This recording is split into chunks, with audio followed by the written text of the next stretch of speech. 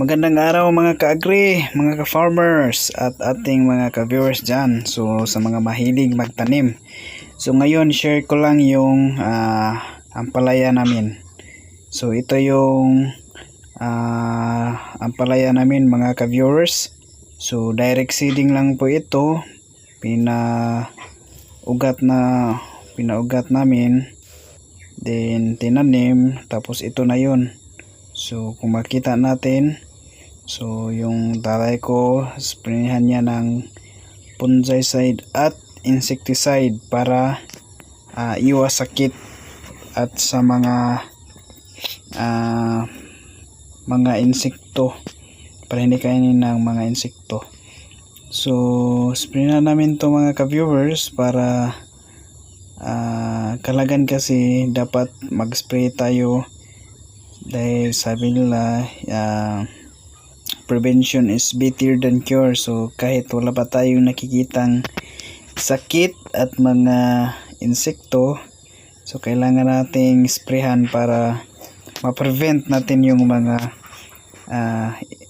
sakit at mga insekto or sa so ito na yung farm ko mga ka-viewers. So kung nakita nyo, so ito na yung ampalaya natin. So ito yun, maliit pa, mga dalawang true leaves pa, mga dalawa pa yung tunay na dahon niya. So ito yun. So mga 500 kapuno itong tinanim namin. Tapos yung variety nito ay Mestiza F1 from East West Company.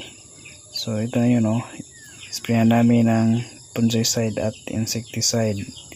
So para walang sakit at mga insekto, para madaling tumubo at magkaroon ng maraming bunga. So itong tanim namin mga ka-viewers, dalawang lata po ito, yung tag 500 na mga seeds yung laman. So bali mga average mga 800 or 700 to 800 kapuno itong mga tanim namin na bago na ampalaya mga ka-viewers. So ito yun, so ampalaya. So may hugot tayo dyan. Ampalayain ka, masakit isipin. So may hugot na yung ampalaya, mahilig sa ampalaya.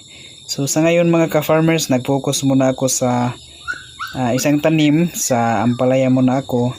Tapos sinunod-sunod ko para hindi yung harvest natin, hindi maputol yung harvest natin, at patuloy yung supply natin sa ampalaya. Then may mga panahon talaga na mura yung presyo, meron ding mataas yung presyo. So kaya ang ginawa natin mga ka-viewers, hindi natin pinutol yung or pagtatanim natin. Itong tinanim natin ngayon, pag magbunga na to, magtanim na ulit tayo ng bago para pag clearing stage na, may fruiting stage na din.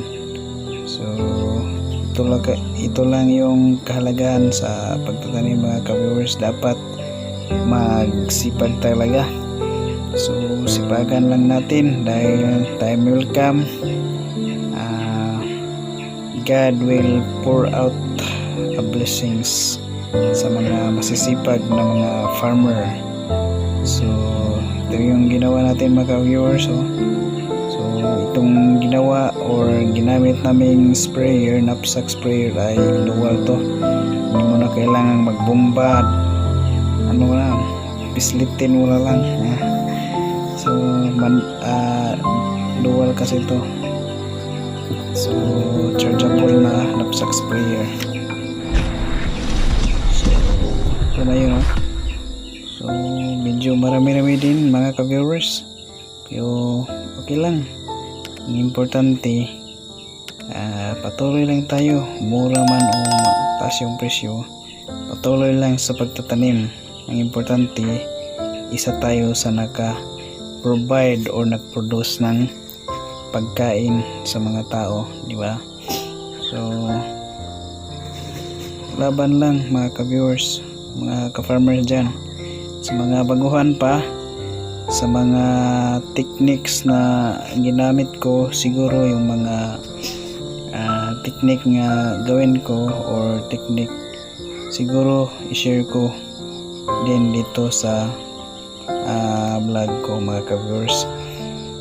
Then salamat talaga sa pag-views mga ka-viewers, salamat talaga sa pag-tanaw sa Bisaya pa. So patuloy lang po kayo sa titiwala o patuloy lang kayo sa pag-views ng mga bagong upload ko, dahil doon natin makikita yung mga tutorial din sa pagtatanim at paano magpunla. So i-post ko din para malaman natin, pwede tayong magsimula sa ating bakuran, kahit magsimula tayo sa maliit lang or sa kunti lang na halaman, para